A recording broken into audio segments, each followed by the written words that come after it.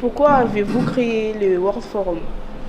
Parce que je présidais une association qui regroupait des entreprises de la région des Hauts-de-France engagées dans la responsabilité sociétale, environnementale, etc.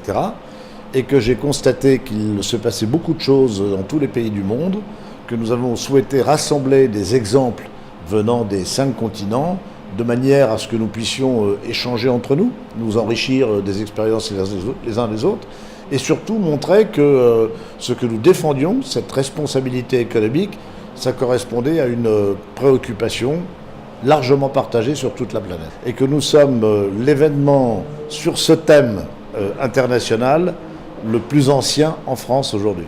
Avec qui vous travaillez? Nous avons des gens qui participent à notre conseil, en quelque sorte, qui sont des chefs d'entreprise impliqués dans leur métier, dans la société, que l'on consulte. Et puis nous avons une équipe qui est une équipe permanente de salariés qui travaillent avec nous toute l'année pour préparer le World Forum, pour préparer la venue des speakers, des intervenants.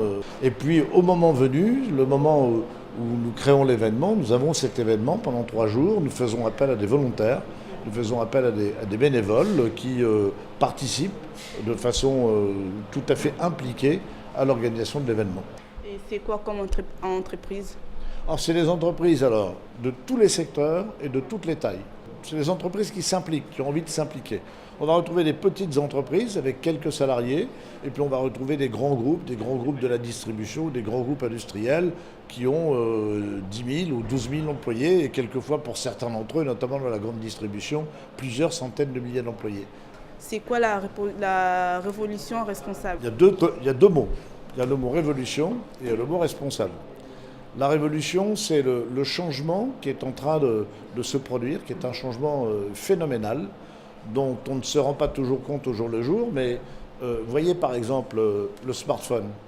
Le smartphone, il y a une douzaine d'années, il n'existait pas.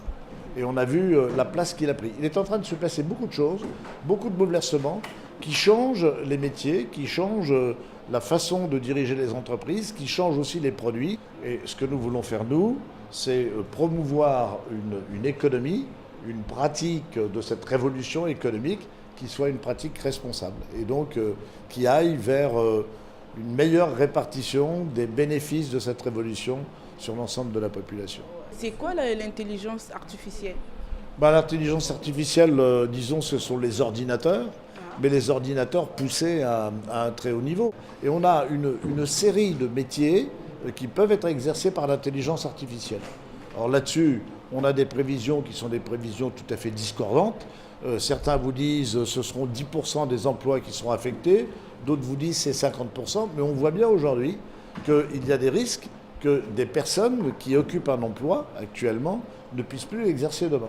Donc la responsabilité que l'on doit prendre, c'est que ça se passe bien et que tout le monde trouve sa place.